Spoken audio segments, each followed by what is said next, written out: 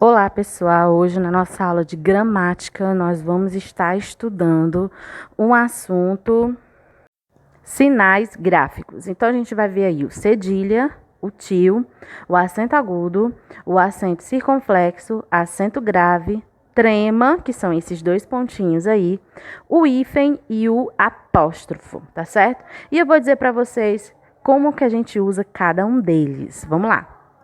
O cedilha, ele é colocado embaixo do C, antes de A, O e U, para dar-lhes um som de S.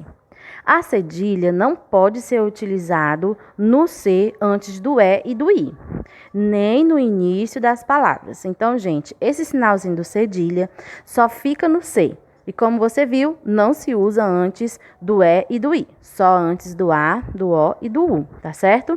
E também nunca se começa uma palavra com cedilha. Então vamos lá para o tio. O tio ele é colocado em cima do O ou do A ou do O para indicar um som nasal. Como você pode ver aí, coração, manhã, canções, também tem mãe, né? Pão, mão. É quando o som ele sai meio anasalado pelo nariz. Agora nós vamos falar do acento agudo. Ele indica que a vogal tônica é um som aberto, tá certo? Então, quando tem um acento agudo, você coloca um pouquinho de força na vogal. Olha só, pó, ré, cipó, público, saída, rádio, ré. Então, observe que quando tem um acento agudo, você coloca um pouquinho de força mais na vogal e também você vai falar com um sonzinho mais aberto, como se fosse mais alto, tá certo? Mais amplo. Já o acento circunflexo, ele é diferente do acento agudo. Ele indica que a vogal tônica tem um som mais fechado, né? Não utilizamos o acento circunflexo nas vogais I e U na língua portuguesa. Então, o acento circunflexo só fica nas vogais A, E e O, certo? Então, palavras com I e U não botam acento circunflexo, que é esse famoso chapéuzinho aí, tá certo? Então, vamos lá. Êxito, 3, astrônomo e cândida. Veja que a vogal que tem com o acento circunflexo, ele fica com um sonzinho mais fechado. Com o acento circunflexo fica O, com o acento agudo, O, certo? A diferença no som. E agora a gente vai ver pelo emprego do acento grave. Ele indica uma crase. É como se fosse o acento agudo, só que para o outro lado, que é o encontro de duas letras A, sendo uma preposição A e A outro artigo feminino ou pronome. Como assim, tia? Olha só o exemplo. Fui à festa, né? Nesse A aí, você vai colocar um acento grave, que a gente também pode chamar de crase.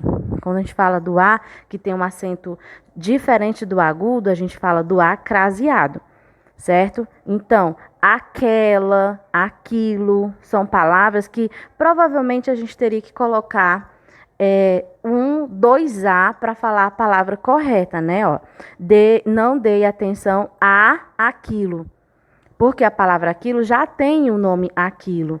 E você teria que acrescentar um outro A. Então, nesse momento, você coloca o A craseado, tá certo? Que chama-se grave, acento grave. Que é esse acentozinho aí parecido com o agudo, só que para o outro lado. E agora, o hífen. Ele é usado nas palavras compostas, que designam nomes de plantas e animais, estejam ou não ligados por preposições ou qualquer outro elemento. Como você pode ver, olha só, o hífen é esse tracinho que fica no meio da palavra. Abóbora menina, né? Bênção de Deus. Então, todos esses tracinhos que ficam no meio da palavra, quando você escreve guarda-roupa, guarda-chuva, arco-íris, ervilha de cheiro, bem-te-vi, tartaruga marinha. Então, esses tracinhos que ficam entre as palavras, eles são chamados de hífen, tá certo? Toda vida que a gente vai gravar uma palavra, a gente diz assim, por exemplo, erva doce, erva, hífen, doce. Agora nós vamos para o apóstrofo.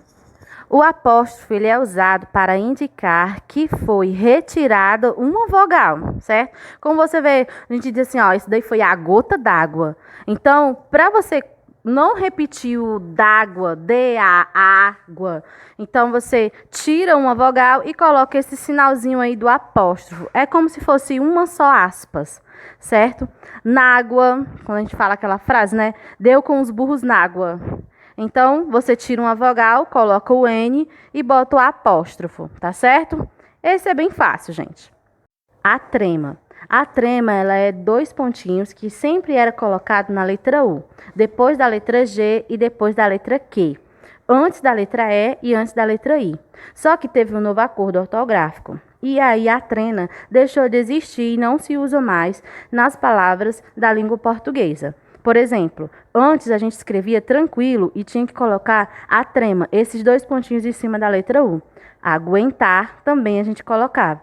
Hoje em dia a gente não coloca mais, escreve sem trema, tá certo, gente? Então, essa foi a nossa aula, eu espero que vocês tenham gostado e na próxima a gente se vê, tá bom? Um beijo a todos e até mais.